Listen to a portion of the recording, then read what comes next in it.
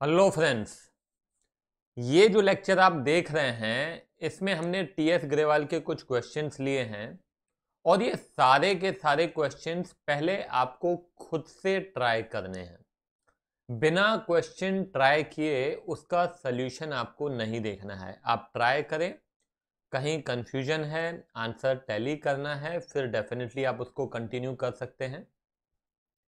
यदि TS Grewal book आपके पास है तो मैंने क्वेश्चन उसी में से लिए हैं, आप देख सकते हैं।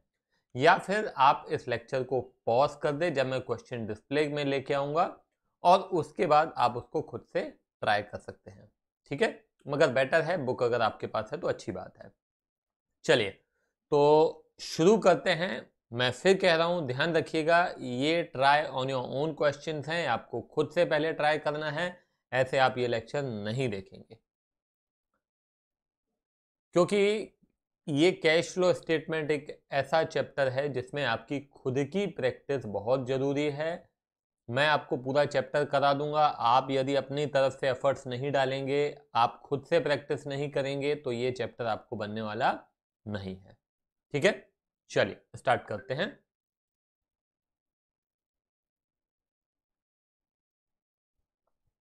ये है आपका पहला क्वेश्चन।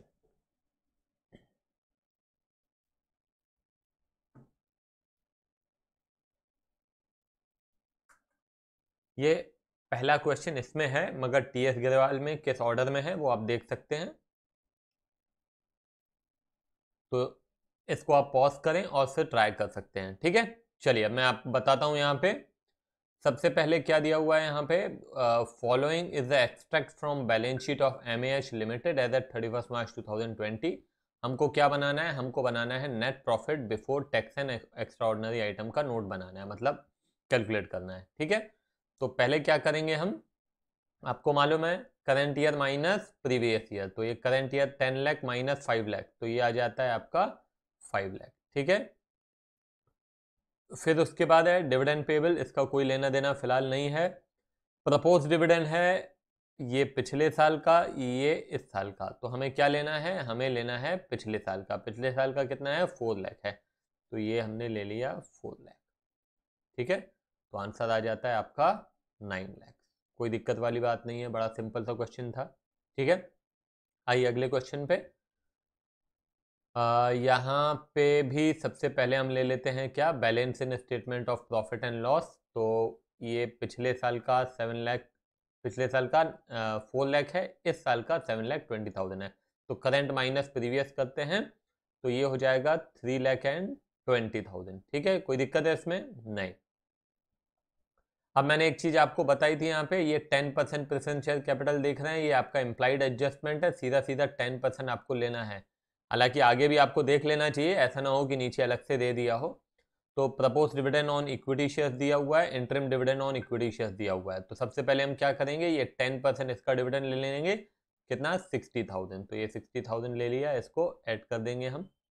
और फिर उसके बाद ये अनपेड डिविडेंड का कुछ नहीं करेंगे, इक्विटी शेयर कैपिटल का कुछ नहीं करना है। प्रपोज डिविडेंड कौन सा लेना है, पिछले साल का, इस साल का, ऑब्वियस सी बात है, पिछले साल का कितना है, 1,60,000। तो ये लीजिए, हमने ले लिया 1,60,000। उसके बाद आता है इंटरिम डिविडेंड, कितना है, 40,000, इसको भी आप ले लीजिए, ये 40,000। ठीक है, तो चलिए टोटल करते हैं इसको, 380 प्लस 160 प्लस 40, ये आ जाता है 5,80,000। एक बार आंसर चेक भी कर लेते हैं, हम टैली कर लेते हैं। 5,80,000 बिल्कुल सही है।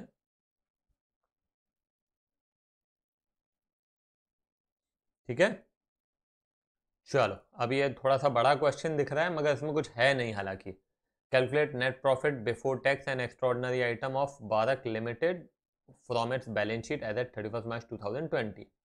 हमारे काम का क्या है, हमारे काम का यहाँ पे आपको दिख रहा है, ये रिजर्व्स एंड सरप्लस है, ये surplus that is balance in statement of profit and loss.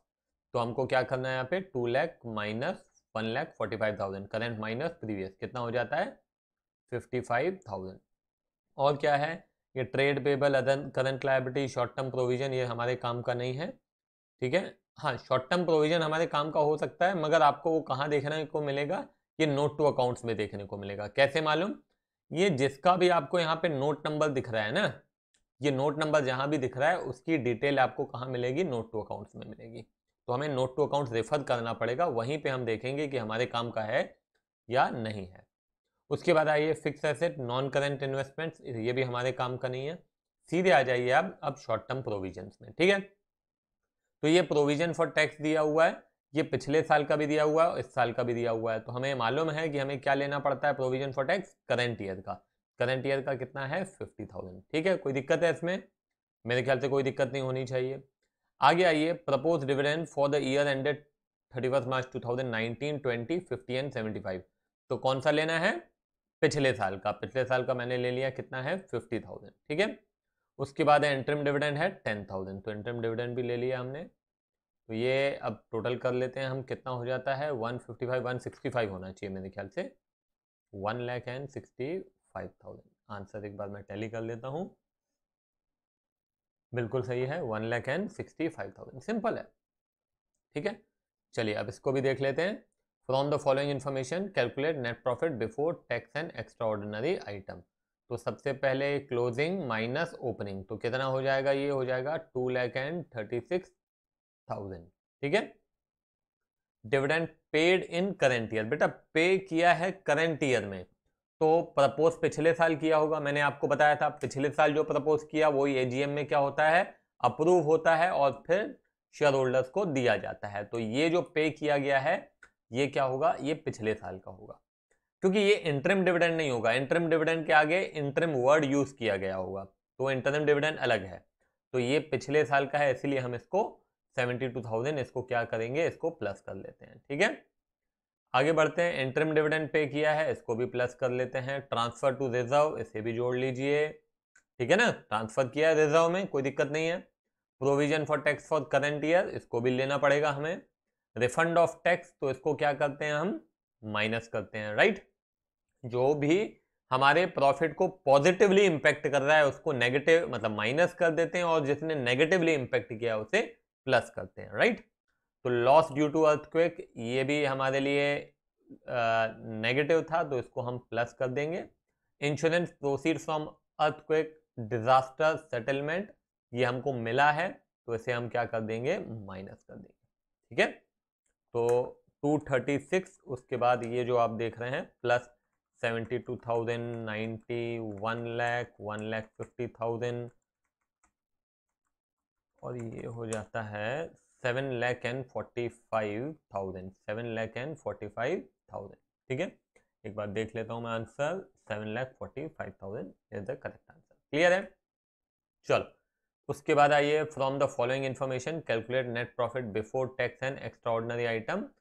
तो इसे भी हम 672 माइनस माइनस 2 लाख, तो हो जाएगा कितना, 8,72,000, राइट।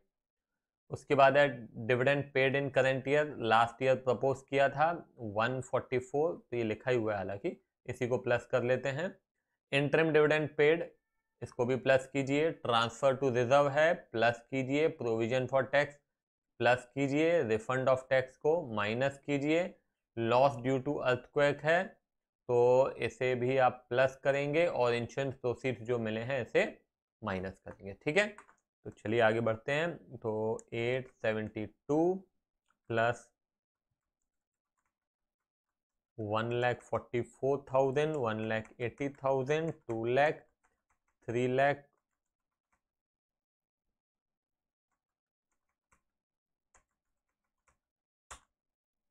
18,90,000। आंसर आ रहा है क्या? बिल्कुल, 18,90,000, ठीक है। तो मेरे को नहीं लगता है कि आप लोगों को हालांकि कहीं दिक्कत गई होगी, और गई भी है तो वो आपको यहाँ पे प्रॉब्लम सॉल्व हो गई होगी, ठीक है। तो इतना मेरे ख्याल से सफिशिएंट है आपके लिए। अगले क्लास में हम नया टॉपिक इसी का देखेंगे, ठीक है। Net profit before working capital changes. अभी हमने क्या देखा था, net profit before tax and extra ordinary items. तो आगे बढ़ते हैं, अगले लेक्चर में मिलते हैं, फिर बाय बाय।